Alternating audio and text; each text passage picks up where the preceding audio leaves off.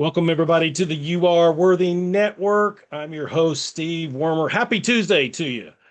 I am thrilled to be with you once again.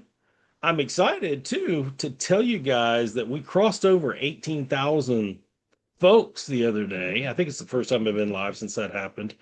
But that excites me because I know the Lord is doing the heavy lifting like he does with everything.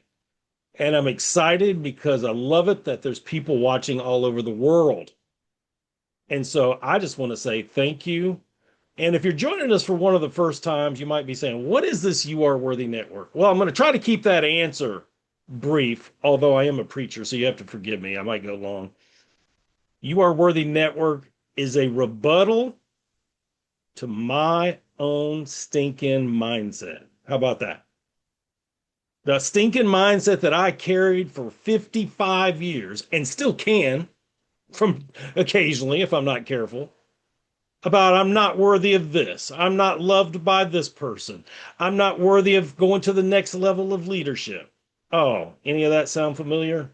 Hmm. That's why I created this because I wanted to bring a little hope and encouragement in a dark world and remind you that you're worthy of love, respect, and success. And I'll even tell you why, because we're a society that likes to know why.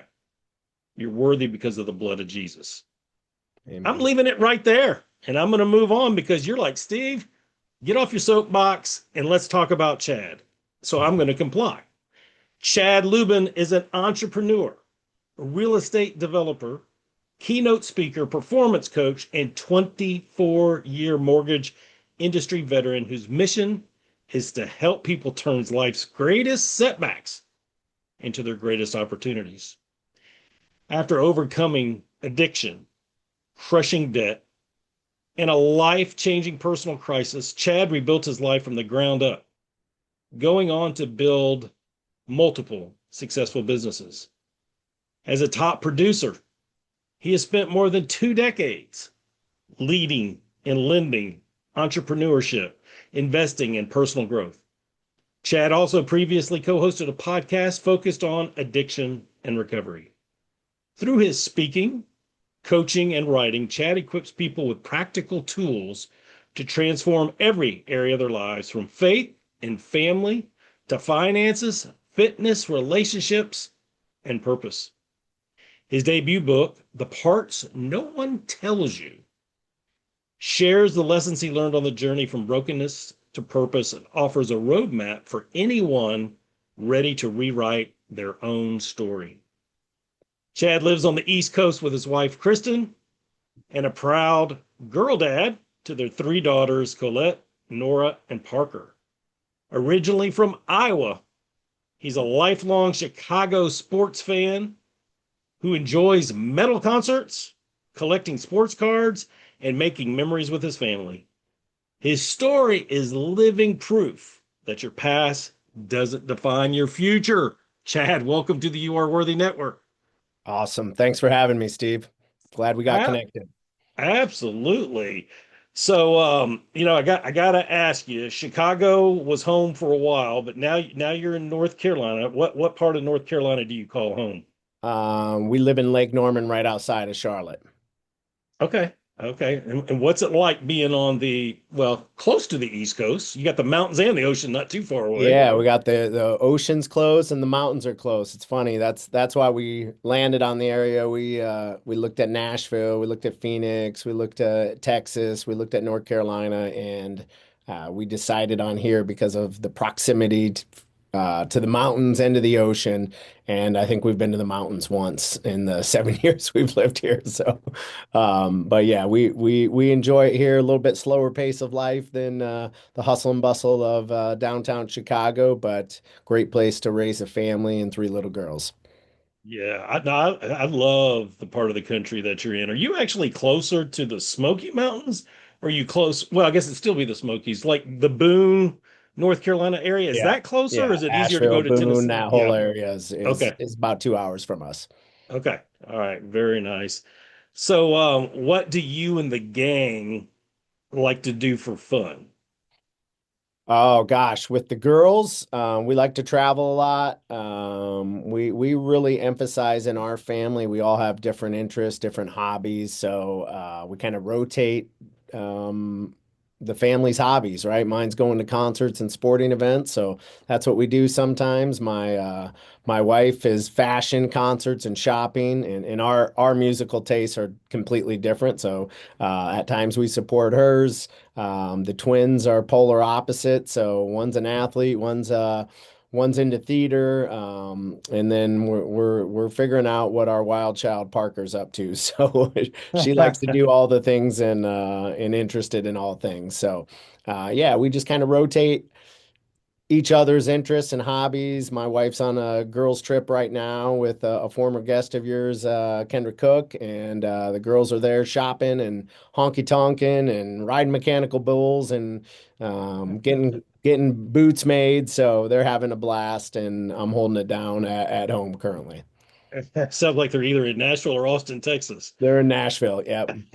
Yeah, that's awesome. How old are the girls now?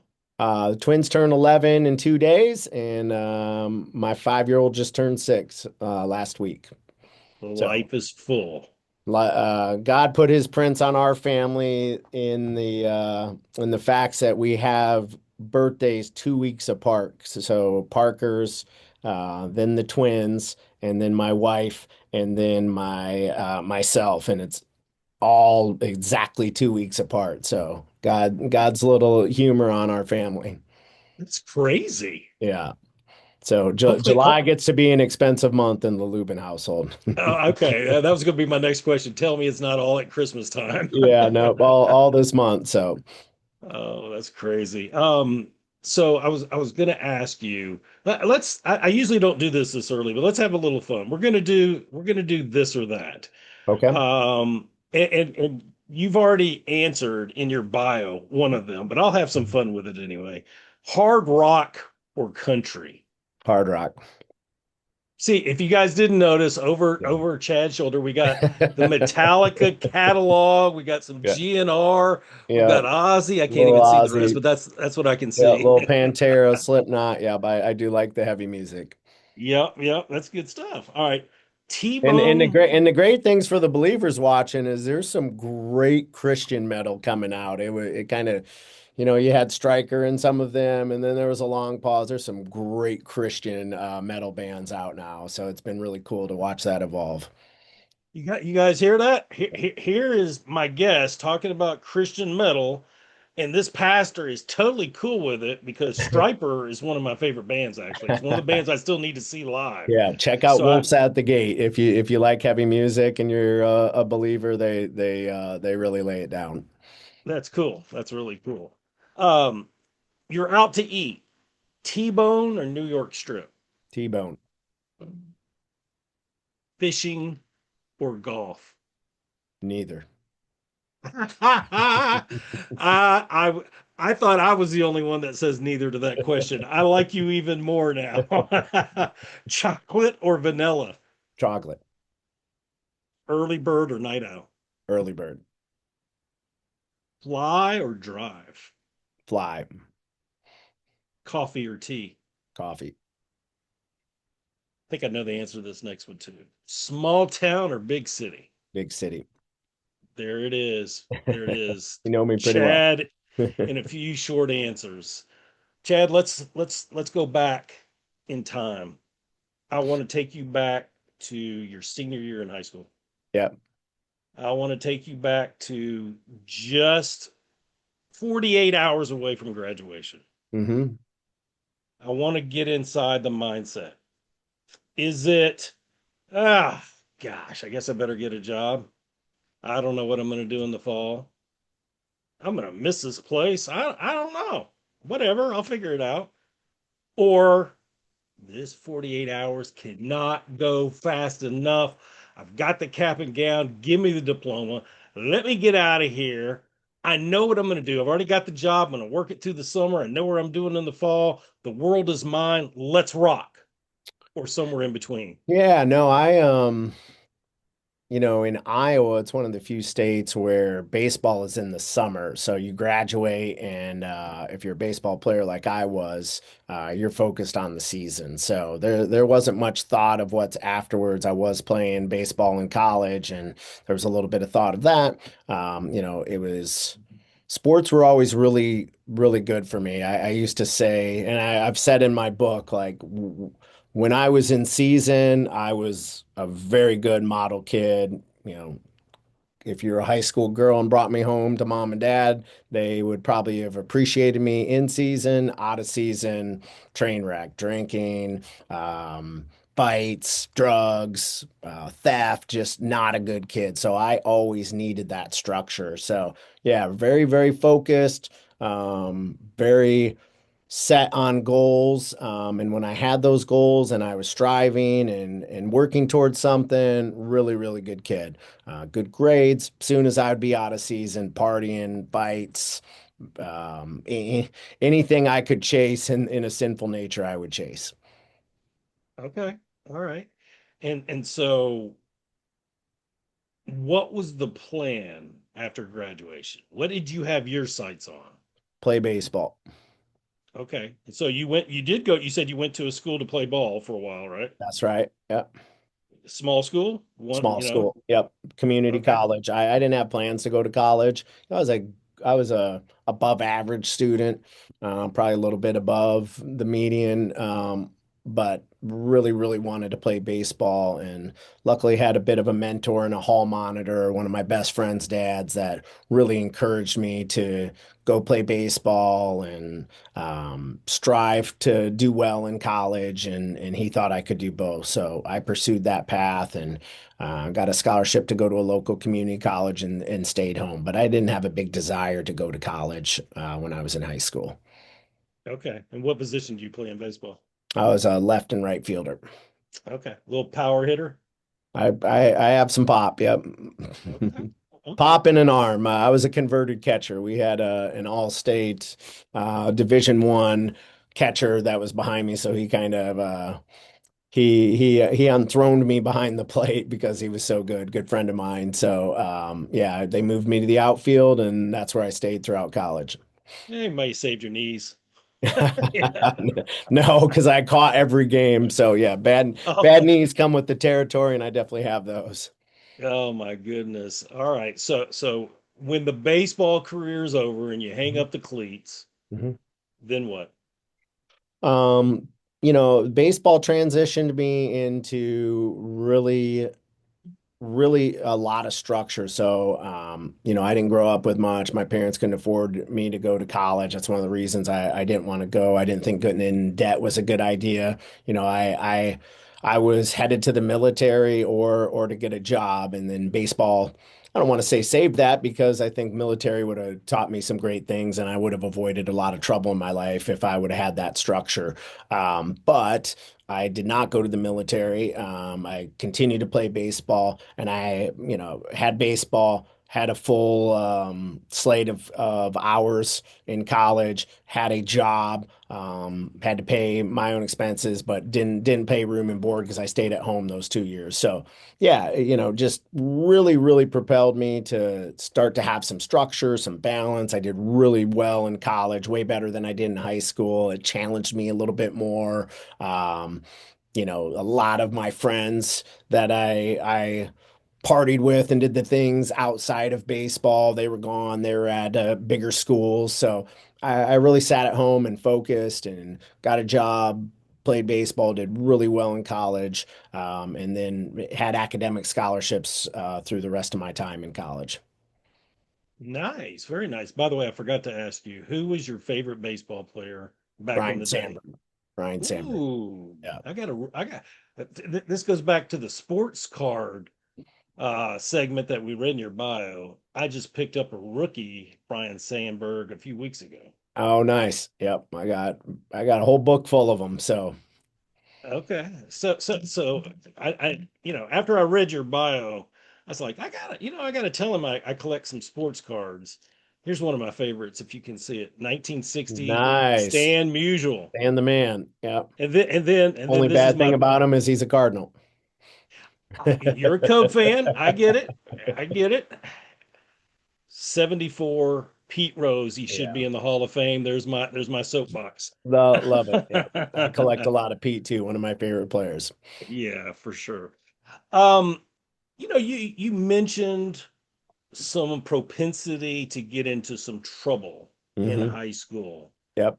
Um, where do you, and by the way, you're not alone. I personally kept it pretty clean in high school, but the day I was dropped off at college, it didn't take me long to go berserk after Yeah. that. I was like, oh, freedom.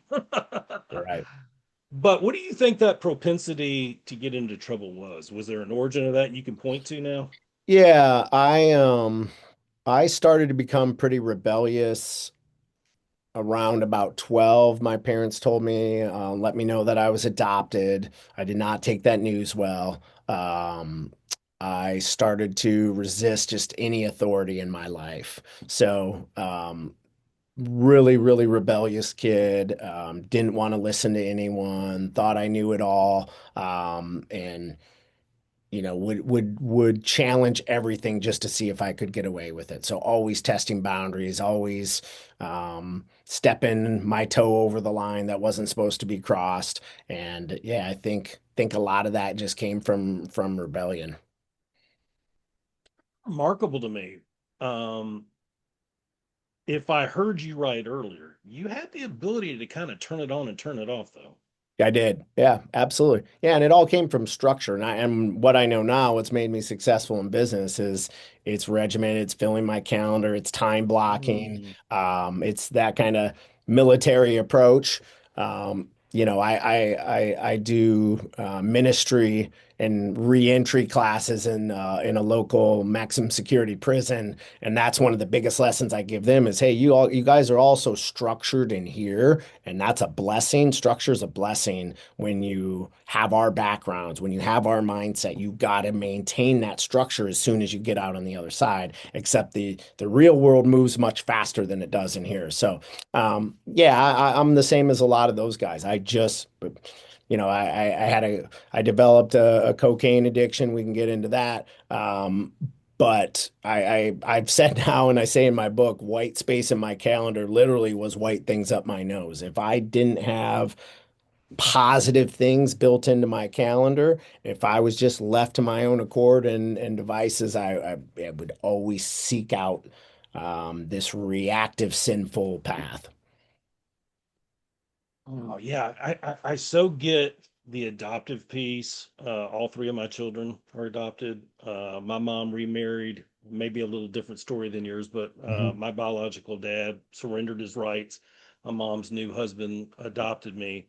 So not the classical type of adoption, but it's really a blow when that happens. Yeah. I'm assuming I know what that'll do to me, but that carried on into your adult life, that hole, that emotion, that anger, that Yeah. disappointment. Yeah, I Ev- had ev- kind of I had a three-pronged um aggression and anger um events. I was sexually abused by a babysitter when I was 6 or 7. That led to a lot of fight or flight.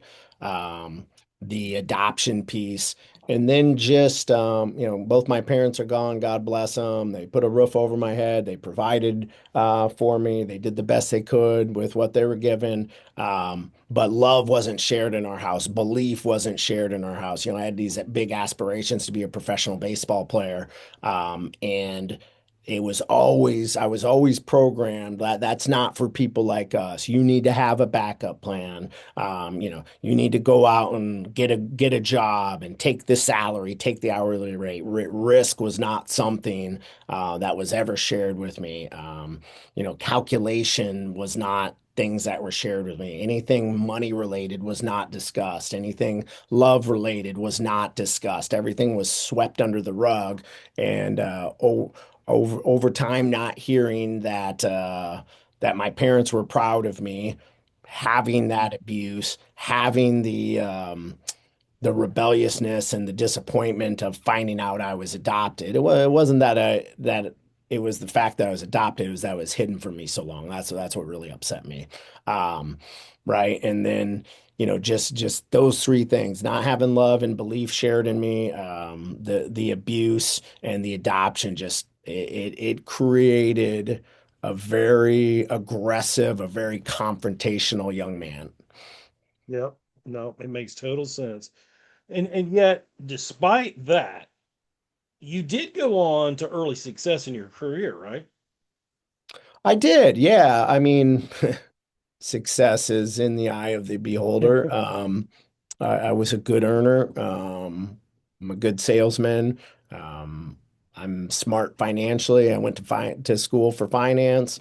I know how to talk to people. I put myself in rooms I didn't belong in, just to learn from those people that I wanted to be like. So I did have a quick ascent in the mortgage business. I did have a lot of early success, right? But I always say money amplifies who you truly are inside, and the money was coming in, but it was amplifying all those other characteristics and all those other traits. So it probably would have been better for me not to have the money. Mm. So I'm sensing, even though I don't know this specifically, I'm assuming there's a rock bottom moment coming. Here's a rock bottom moment. Yeah, so I moved to Chicago from the University of Iowa in 2002. 2002 to 2008, if you remember those times, it was a time of residential home appreciation. It Mhm. was very loose lending standards, and there was no regulation, right? And I'm a capitalist by heart, but yeah, like some of the industry needs to be a little regulated, right? And there was zero regulations. You could charge whatever you want. You could have deceitful sales practices. Some of the training at these companies were to deceive the client, right? It wasn't to do the best thing for them. It was make as much as you can and don't show them what you don't have to show them. Don't show them what they don't understand, right? And that's literally how you were trained at some of these companies. So, my father passed away in 2002. I was just getting started being successful in the mortgage business. I remember I brought home a $10,000 check that I had made in a month. And coming out of college, that was a lot of money in the early 2000s, right?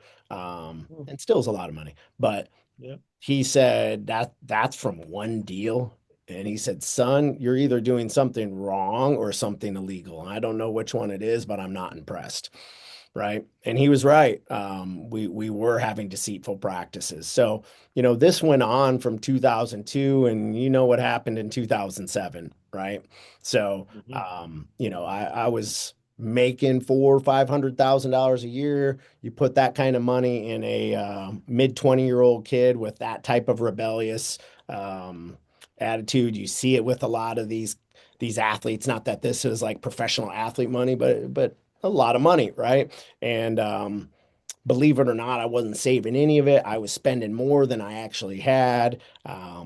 It was the bottle service, the lust after girls to impress them, the uh, cocaine, drugs, ecstasy, nightclub life, just really getting involved in the fast-paced nightlife of Chicago, and it just all came crashing down from an income standpoint around 2008 during the financial crisis. So I lost the brokerage I'd started. I let down 27 employees. I just kept selling on my own. Very hard to get deals done back then. You had the deals, but you couldn't get them done, right? So most people in that state would like stop spending, and I just Mm. went up bigger, right? And I was buying properties and going out more and thinking I could network my way out of this somehow at a nightclub, right? Up until 2, 3 in the morning. So yeah, that all came crashing down. I started using cocaine heavily. That kind of went on for 2 years. And then January 18th, 2010, it was 8 years to the day that my dad tragically died. He froze to death, unfortunately, coming home. Um, very heavy on my family. And yeah, just the shame of realizing I had debt. I started to uncover how much I had. I had IRS breathing down my neck. I had a business partner that embezzled $190,000. I had a girl living with me at the time that was forging my name on credit cards to fund a lifestyle of a man she was cheating on me with. And Ooh. all this stuff kind of came crashing down on me around about 90 days. So January 18th, 2010, I went to my dealer's house. I told him I had a bunch of friends coming in. I needed a lot, but it was really just to take my life. So I sat down that night, I chopped it all up, and I had every intention of doing it all till my heart stopped. But God has a funny way of appearing at your lowest moment. So I didn't. I had kicked the girl out. She was living with friends. I just came home, put on some music, and said, "This is it." Um, but God intervened. I had a bulldog at the time, pretty much the only thing that cared about me and that I cared about at the time, but other than myself and my greed and my lust and all the other sins I had going on, my abuse, my addiction. Um, yeah, the bulldog came downstairs. Peyton, God rest her soul, and she saved me. She started whimpering, she started crying. She was super out of character. And I just realized after I had done about a quarter of it, that I at least had her to live for. So, and that I didn't want her to be alone. So I went and flushed it down. I dropped to my knees, asked God for help, and I've had him in my life a couple times where you just knew his presence was in the room, and we could share a couple of the other times. But I wrote my book. It was like only a voice Morgan Freeman or James Earl Jones could pull off. I just heard this voice inside me of be calm. Um, I dropped to my knees and just asked for help. And, it just kind of my rapid heart rate, the sweating, it all went away. I took a shower. I took some breaths. I went on a walk. I flushed it all down. I went to NA the next day and got some help. I went to church in Chicago several days later, and I just started seeking out the Lord and started putting back together my life. Wow. I'm sure you get that a lot. Um, Yeah, it's heavy. yeah, wow. God used Peyton. Mhm. I can see that. I can see that. Wow, that's so, so powerful. Mhm. I know we don't have the time to answer this question in totality, but the fall, I mean, you could even see it coming the way you were setting it up. Like, oh my Mhm. gosh, this is gonna hurt. Yeah. But Yeah, I the mean, I just think if you ignore God's whispers, there's plenty of whispers, and I kept ignoring them. And I only had eyes for my sinful natures. I was raised in the church, but I didn't submit to the church. I didn't surrender. Um, I tell the guys at prison this, when you change your life and are at service of others and stop thinking about yourself, that's when your life can turn around. When you stop yeah, focusing on you, and up until that moment, the only person I ever focused on was me. yeah, no, I mean that's real. Go serve somebody and watch God work, right? Amen. Uh, so tell us about what you can. Give us the highlights of the fall was hard. Hmm. That means it's a great setup for an incredible comeback. Yeah. And I'm assuming some of what we read in the bio is pieces of that comeback. That's right. Yeah. So, he has a funny way of working once you start listening. So I started going to church. I had a sponsor at NA. His first assignment he gave me, besides going to meetings, I had a clinic right next to my work. So I'd go there in the morning. Sometimes I'd go after work if I was struggling because I'd usually use before I went to work because I'd be out till 2, 3 in the morning. I'd get 2, 3 hours of sleep and then I'd go into work, right? Just an addict, highly functioning addict, but still an addict, right? And luckily he intervened. The first assignment he gave me was a vision board, right? And on that vision board was a family, a blonde-haired girl, a pretty blonde-haired girl, and a house that we were living in on the beach. Right. So I did my first vision board, and probably the best thing he could have done. And what he said to me was, you need some light at the, uh, you need some light to look at, so you can see out of your dark hole. You need some light. And this is the Mm. light. So he gave me that. And I just started praying, to change me, to be worthy of love of a good woman. And my now mother-in-law was praying for her daughter to get out of a bad relationship. Unfortunately, one of my best friends was running and gunning and doing similar stuff that I was doing. We lost him to an overdose, and Mm. my wife and I met at his funeral. He connected us. So yeah, it just God started showing up for me within 90 days of me trying to take my life. I met Kristen, my now lovely bride. Um, if you saw her next to me, you would not understand how I could be with her. But she gave me that belief and that support, and she was going through a rough relationship and trying to figure out her life. Um, I had $330,000 of debt that I had to figure out how to get out of. It was my fault, every bit of it self-inflicted. So I would not declare bankruptcy. I would not, cheat the banks that lent to me. And I just went to work on that. I found a program, a coaching program. That's how I met one of your previous guests, Kendra, who's a near and dear friend of mine that Yeah. connected us. We both were students and then coached in that program. But they had a um, family budget, and they had a CD that one of my coworkers gave me because he knew I was in debt. He didn't know how much. And I just started studying finance again, like I was in college. And I started looking at paying off debt, and I had started tracking and managing what I had to do in my business to be able to pay off that debt. So I just went to work on that. That appeared in my life within those 90 days. So I always say three things appeared: Christ, Kristen, and coaching that saved my life after I tried to take it. Wow. Um, and at what point in this journey, because you said it all came crashing down, what, 2010, 11-ish? Is that 2000, yeah, it was in between 2008 and 2010 was just the rapid decline. But yeah, January 18th, 2010 was the night that I tried to end it.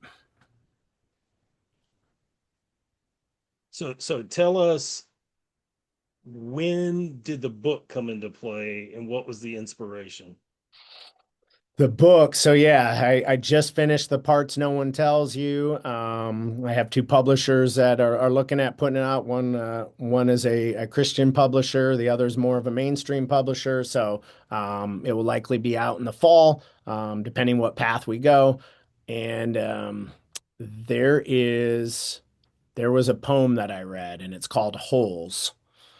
And I saw these girls on TikTok. I wish I could remember their names. They are anointed. They have the most beautiful Christian um, TikTok channel I've ever seen. I think the channel's called the Let It Be podcast, but these girls are unbelievable, and they're reciting this poem on this video. And I mean, I'm a pretty tough guy. I could not keep it together. It was like sobbing and sobbing. And I just felt through that poem. I was like, gosh, I got to go out and tell my story. I got to go help others, right? It's the whole premise of the story is, hey, I'm in this hole. I can't get out. I keep trying. I'm working hard. My shoulders are and back are getting weak. I'm building this ladder up to get out of this hole of addiction and debt. And self-doubt, and I just can't get out. I get towards the top and my ladder's not tall enough, and I'm too tired every time I try, and I fall back in the hole, right? It's the perfect analogy for addiction. But the thing that Mm. was missing is, and this is what the poem says, is I wasn't calling for his help, right? And then once I called for his help, he said, "Hey, build the ladder up one more time, and I'm going to throw down my rope." Right. And it was just exactly what happened in that moment, right? I had to surrender to him. I needed help right at that moment. And it's the first time I've seen God appear in my life. So, the reading that poem it ends with, oh, he pulls the addict out of the hole. And the addict's at Christ's feet and saying, "Thank you. What can I do to repay you?" And he says, "Go in the holes and help other people. Mm, Go mm, feed my sheep." yep. So I just felt that was him speaking to me that I needed to go help his sheep, that I was strong enough finally in my faith, and that I was a good man, a very good husband, a good father, a good Christian, right? Which I couldn't have said 10 years earlier. But yeah, around 2020 is when I saw this poem. I was like, man, it's just I got to be honest with myself and tell my story. The truth was nobody knew. I hid it from everybody, and I was so highly functioning as an addict, you just wouldn't know, right? I lived by myself with this girl. She knew a little bit, but I would even hide it from her. I would hide it from my coworkers. I would hide it from my friends. So, yeah, I just started to go tell my story. I found another great friend of mine. His name's Jeff Dragovich. He had a very serious opioid addiction. He's come out of it. I saw a post that he had about I think it was 3 years sober, 5 years sober, and he's got a great story. And we just decided to start an addiction podcast and help people. So we ran that for well over a year and helped a lot of people. And yeah, I just kept looking for ways to tell my story and help others that are in that hole that I was in. When you've been rescued from a lot, like you have, like I have, you understand as much as anybody can grace, Hmm.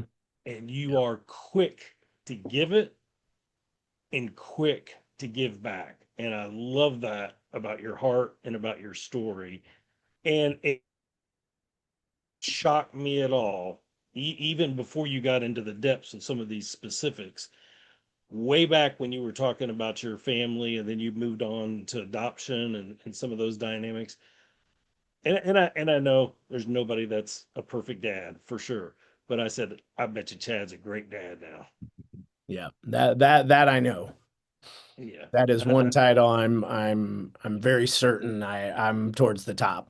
So yeah, and it's that's what the book's about. It's the parts no one tells you, how to turn your biggest struggles into your greatest strengths. And reflecting back, looking back over the last 6 years since I've really started on this journey of helping others, um, there's no way I have the success I have now if I didn't go through that adversity. There's no way I'm as good a dad as I am if I didn't go back and reflect and say, why did I feel that way? Why was I so angry? Why was I so aggressive? Why was I so confrontational? Why was I so rebellious? Right.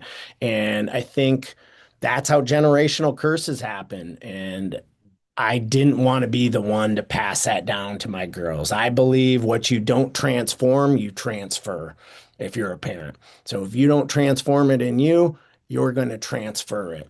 And there's a lot of great lessons my parents gave me. I don't want it to sound like Yeah. my parents were horrible parents. They weren't. They were very loving parents. They just didn't know how to communicate it, right? And but I did not want to transfer those things to my girls. So now I found my biological family. Suicide and Wow. addiction runs in that side.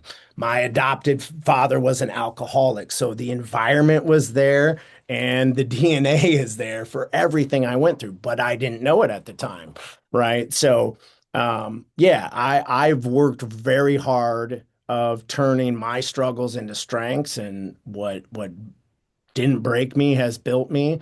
And I believe that's the key to life is raising your floor. Everyone worries about bumping up your ceiling and having the highest potential. I employ a lot of people and I never want the people that are up really high sometimes and down really low sometimes. I want consistency, right? So I'm Mhm. always in my life, in everything that I do, trying to raise my floor a little bit each day, get 1% better in as many areas as I can.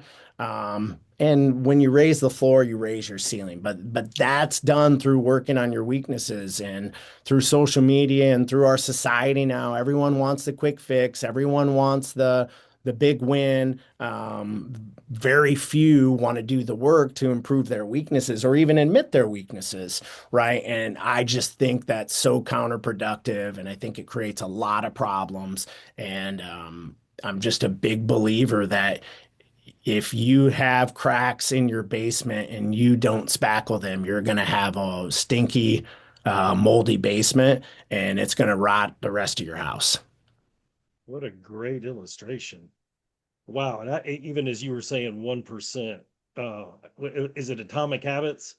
If you, James if you, Clear. if you grow 1% a day, by the end of the year, you've grown almost 400%. Yeah. Yep. 37 That's, times better than you were to start the year. that's gold. Yeah. I didn't realize when I first met you that the book wasn't out yet. It's Mhm. forthcoming. I'm Yeah. so excited about what God's going to do with that book, and I hope you'll stay in touch so we can let people know about the book and where to find it when it comes out. Because I think God's going to do amazing things with that. Thank you. Let me ask you this. Well, before I got a couple of questions I want to end with, but before I do, where can people find you and learn more about you? We'll put all the links in the show notes, but I want them to hear from you where they can find you. Yeah, I'm very active on Facebook. Some of my younger employees call me a boomer because of that, but I'm a Facebook guy, so I'm active on there. Just my first and last name, Chad Lubben. Send me a friend request, send me a DM. We answer those a lot. On Instagram, I'm at Lubben Loans. And I'm just building out the TikTok for the book, and it's the handle Struggles to Strengths. Mm, good stuff. We'll have the links in the show notes for sure. Chad, what would July 28th, 2026, what would today's Chad say to 12-year-old Chad? This is all part of your journey. Um, Focus on the service of others before you focus on yourself. Um, Run the race against yourself, nobody else. Um, I think most important is for men, I think women are better at it. For men, I think our biggest weaknesses are patience and forgiveness. And they certainly have been mine. And I have turned that around. And just to see how my life has changed since I worked on those two biggest weaknesses. Um, I worked with a very anointed man. I won't say his name, but we did a lot of work biblically on forgiveness of my abuser. He brought Christ in the room, felt his presence again. That was the second time. The third time was when my daughters were in the NICU for 110 days, and I had to drop to my knees again. And I'm telling you, three times clearly in my life, I have dropped to my knees. I don't pray for myself. I pray for other people. If I'm struggling with something that I know I need to fix, something sinful, I pray for forgiveness a lot. Um, but I really focus on others in my prayers. But when I have really needed him and I have dropped to my knees and surrendered all three times in my life, he's been there and he's done exactly what I've asked him to. Maybe not on my timeline. I believe God's never late, but rarely early. So he's going to do it when it needs to be done. And all three times that I've dropped to my knees, he's been there. So, Dr. Andrew worked hard on my forgiveness, and the best thing he gave me, oh, I just said his name. I said I was going to say his name, but sorry, a slip there. But he gave me the best analogy that I just try and live my life by. And he said, your patience, your forgiveness, your emotions, your effort, your love, and your attitude and your discipline. I don't remember if I said that or not. Those are on your line. That's what you can control, and you can control it every day. Um, if you focus on those things and put everything else on God's line, your life's going to turn out a lot better. And I realized this was about 2 years ago. I had a lot of inflammation in my body, tightness. It was from holding on to bitterness of my abuser. And the second Dr. Andrew worked and brought God in the room and made me forgive him and made me pray for him and made me think of what must have happened to him as a young boy to have him do this to someone else, because hurt people, um, Mhm. and made me start praying for him and made me say his name and forgive him, which was really hard for me.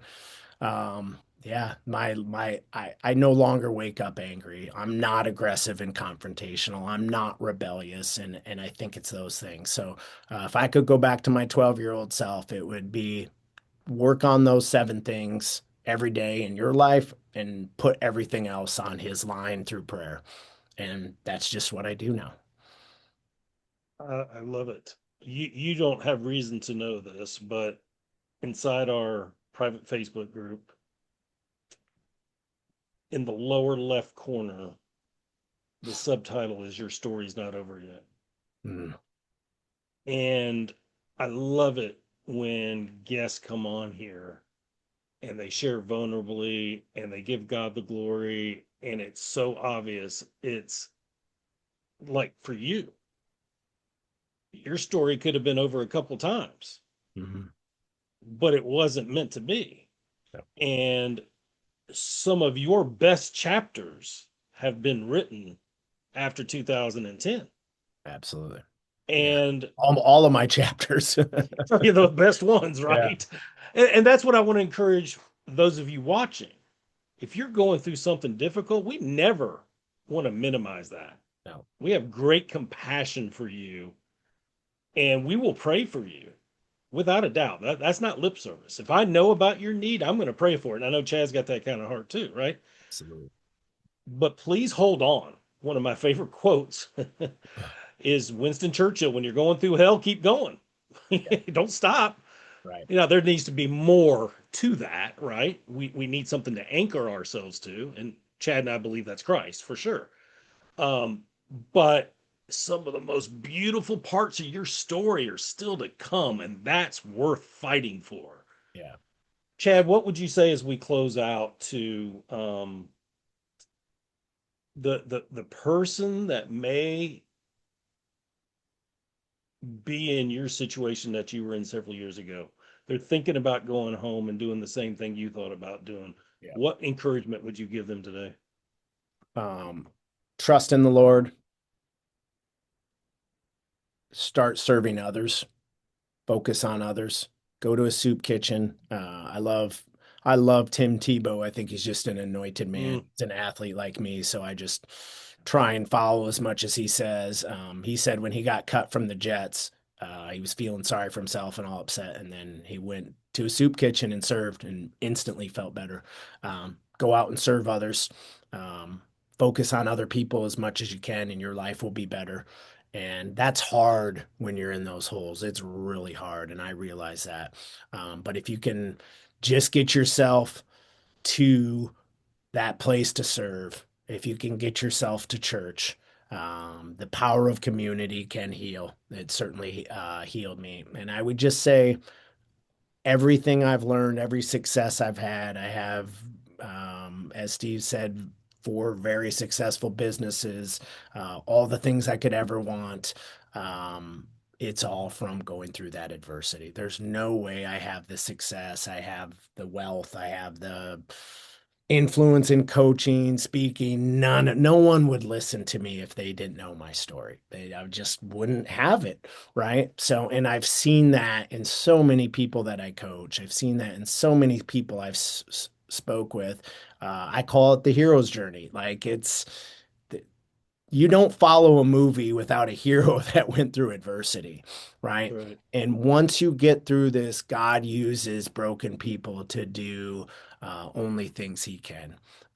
You're not strong enough, but He is. And that would just be my advice to someone that's in the hole right now. It's great advice. Chad, I want to thank you, but I want to do it in a specific way. Um, we absolutely could have talked more about your successful businesses. We could have talked about career highlights. We could have talked for hours about that. But I love that we talked about real life. I love that we talked about matters of the heart. We talked about Jesus. We talked about you were vulnerable. And I want to thank you for sharing your experiences with us. I want to thank you for being vulnerable. And this goes out to all men out there watching. Real men of God are vulnerable, Amen. and it's okay. Matter of fact, it's more than okay. We should lead with vulnerability because it glorifies God. Yeah. Yeah. And Putting that like out there. we're I'm in my late 40s. I see a lot of people a little bit younger than me to 10 to 15 years older than me. We were raised from the generation that went through World War II and everything was swept under the rug and there's all the secrets, right? Like that's how we were programmed. So men are tough, boys don't cry. But since I've learned to cry, since I've learned to be vulnerable, since I've shared my story, I can't tell you how many great friends I have in my life, how many people I've been able to help, how much more successful my businesses have become. And it's all been through sharing my story and being willing to help others. Absolutely. All about giving back. Well, I just want you to know I'm grateful we're new friends. I'm grateful you were my special guest today. It's been Thanks for awesome getting having to me. know you. I know that God's going to use this to bless whoever he wants to. Somebody or somebodies are going to really resonate with what you had to share today. I appreciate you a ton. Yeah, I just say one last thing. Your past Yep. does not define your future. Bro, I have a quote in my latest keynote that is your past does not get a vote on your current decisions. Amen. I love that. Guys, you heard it straight from Chad, and you've heard it from me consistently. God's not done. He's not done with you yet. And I'll just leave it at this: the way we started off is the way we'll end. You're worthy of love, respect, and success because God sent his only son in our place. We, I, I was supposed to go to that rugged old cross.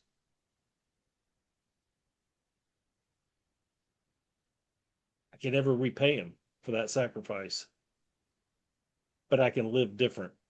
I can live different than I did before. Appreciate each one of you. Till next time, God bless.